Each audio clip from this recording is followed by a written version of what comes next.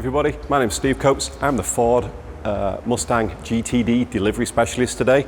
Today, I'm joined by this beautiful black carbon series vehicle. Just a couple of quick things on the Mustang GTD. First of all, every GTD Mustang is built or begins life right off of the Flat Rock, Michigan production line, just like every other Mustang in the world. Although it is born to be a GTD. Why do I say that? Because right off the production line, it gets built with no roof and basically no hood, no front fenders, no bumpers. Okay. Once the vehicle then gets picked up and transported up to Canada, up to Multimatic, who is our GTD builder, from there the vehicle goes straight over to their plasma cutting machine and CNC controlled plasma machine. It basically cuts the back end of the vehicle off right here, hence the seam. Gets cut, this whole panel comes off. So does the back seat and the trunk area. All that is removed and replaced with a very large carbon fiber and aluminium structure that really helps hold the whole back end of the vehicle together. Why is that so important? Because this is a transaxle car, meaning engine at the front, transmission and differential at the back. We need that big stiff carbon fiber structure to be able to hold all the rear suspension and that transaxle stiffly into the back of the vehicle. Also, to be mounted on the back here are these super wide carbon fiber rear fenders, but also this massive rear wing. These swan neck pylons bolt directly into the C-pillar, again, which is bolted into that large carbon fiber and aluminium structure that is into the whole back end of the vehicle. So everything is always trying to send the load from the wing down into the suspension, and then from the suspension back into that main carbon structure that is in the back of the vehicle. Okay. At the back of the vehicle here, this main plane of the wing, this is what's going to generate all of our rear downforce. This is a performance pack vehicle, which means that we do have a DRS system on the back of this vehicle. So right now, we are in high downforce mode. Whenever the vehicle's driving along above 35 miles an hour, if the car thinks, yep, all systems are good, I'm going in a straight line, X position on the throttle, nice straight line, here we go, the wing will just open. And this is going to be the rear wing open to the DRS position, drag reduction open, full downforce closed. Whenever the wing is open, it is all computer controlled. It is not something that the driver can manually flip the wing open or closed. It is all tied into a certain algorithm and map. If the vehicle's ready for it, it's going to pop it open. Okay. Also at the back here, we do not have a trunk. This is a technical panel. Once this whole panel will just lift up and off, and we'll show you how to do that later. Inside here, this is where the transmission coolers are. Again, for our big transaxle in the back, the whole idea is to have the airflow come over the roof, down the back window, into these chutes here, through the transmission cooler, and then out of these grill areas with the fans on to help keep the air moving through the transmission coolers. The rear lights are the same as on a regular Mustang, and they are actually in the same position. Some of the only structure that is left in the rear of the vehicle is the substructure to actually hold the rear lights in position. Exhaust tips. These are the Aquaprofic titanium exhausts. You notice it does have a flat bottom profile to it. That is also by design to help with the airflow and the diffuser shape. Underneath the car, we've got the flat bottom of the transmission up to the flat bottom of the exhaust muffler, and also the flat tips on the exhaust as well. Helps keep the air moving up and out. As we keep moving around, you're also going to see massive wheels and tires on the back. These are 345, 30, 20s. These things are huge. Sport Cup 2Rs. Okay. The front tires are 325s, which is the same width as what was on the rear of the 2017 to 2022 Ford GT. Right. So we've got GT rears on the front. These are even bigger. They are gigantic. Okay. Inside of the wheel, obviously, you've also got carbon ceramic brakes. So this is the CCM from Brembo, which again is one generation newer than the Ford GT brakes. Everything is just evolving all of the time. So a lot of the design elements on this are very similar to what is on the GT3 race car. Okay.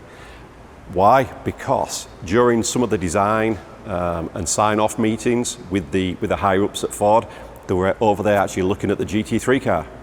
Cool, that race car looks pretty awesome. How can I get one for the street?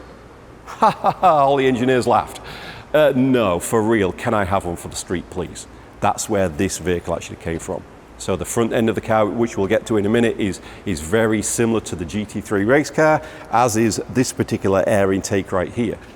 On the GT3 race car, this feeds the brake cooling package. On the GTD street car, we do not need this to feed the brakes. We're feeding the brake cooling from underneath the car. This acts as the air curtain intake, which means air's coming down the side of the vehicle, goes in here, there's a little slot right there, and it basically just blows the air here, pops out into a curtain around the wheel, which then joins the rest of the air as it's coming down the side of the vehicle, and then runs off the back of the car. Okay, so this acts as an air curtain to be able to keep the air attached. You ideally want the air to stay attached to a surface all the way before it exits the vehicle. Some other cool stuff that you might be able to spot: carbon mirror caps on this particular vehicle. This is a standard Mustang mirror, but the mounting bracket is unique to GTD. Why? Because it's the gloss painted black. Standard Mustang is more like a crinkle cut exposed plastic. This is a gloss black. Moving on to one of the main features of the whole front end, the front fender vents. Now, 80% of this fender is cut away to be able to try and exhaust as much air as we can out of the front end. To be able to create downforce, it almost comes in two phases, okay? We either add a big wing on the front to be able to add the downforce, or we can just reduce lift. If we reduce lift, that equals similar poundage of downforce, right? Makes sense. So there's so much air going in the front, and it gets packed underneath the front wheel arch. We want to try and get rid of that air. That's why we cut all this away, so any trapped air comes up and goes out and off down the side of the vehicle.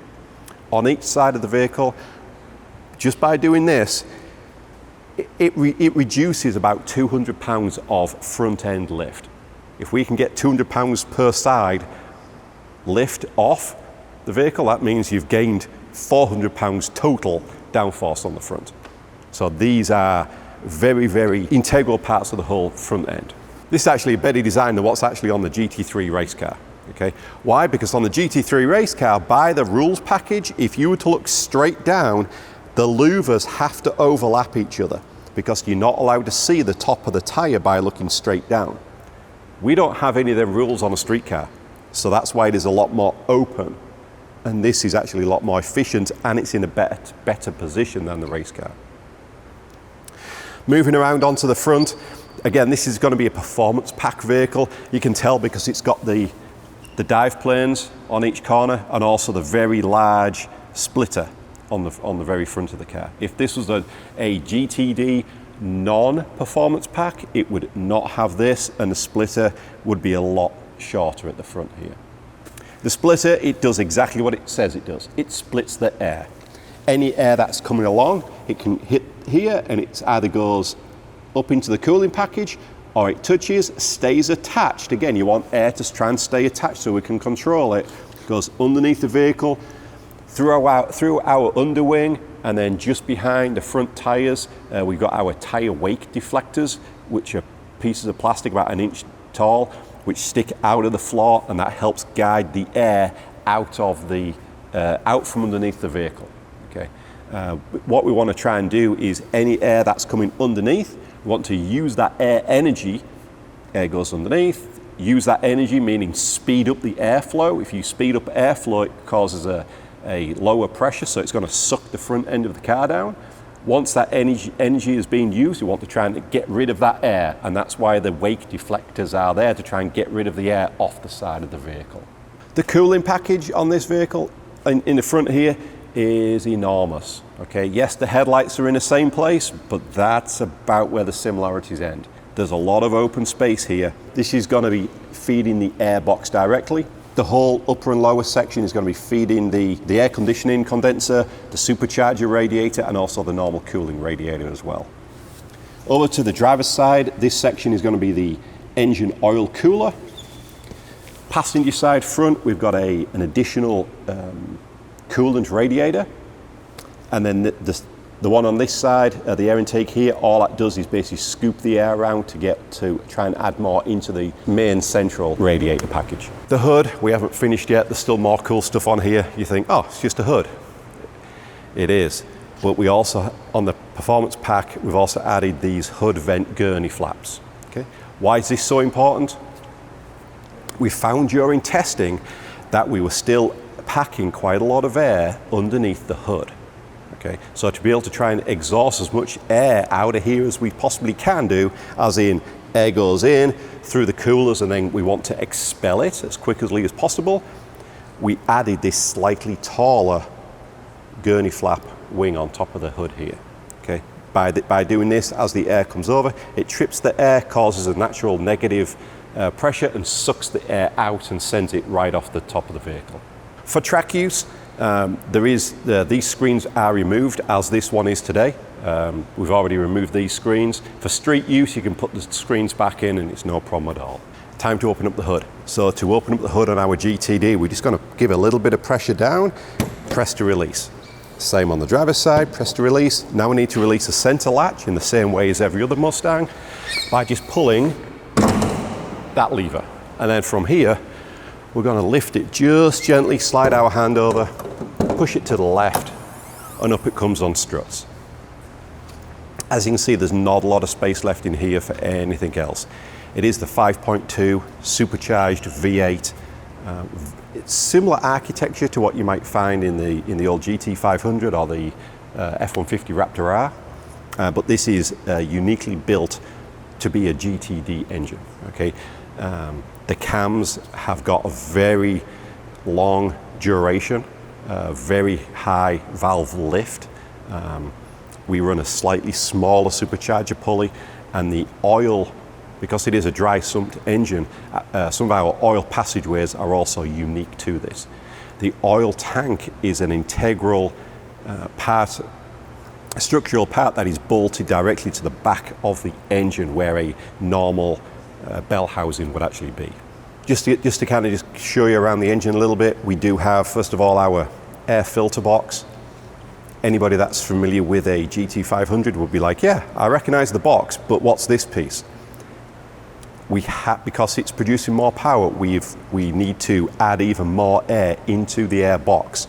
So there's a little slot just underneath the front here to try and add more air into the air intake box. From there, we've also got the supercharger radiator coolant bottle, also the radiator coolant bottle as well. You've got your oil dipstick, oil fill, and then washer bottle, washer fluid over here as well. Okay, so closing the hood, just like any other Mustang, in the center, all the way down, nice and gentle, pushing the center, latch. Double check left, bingo, we are all closed up.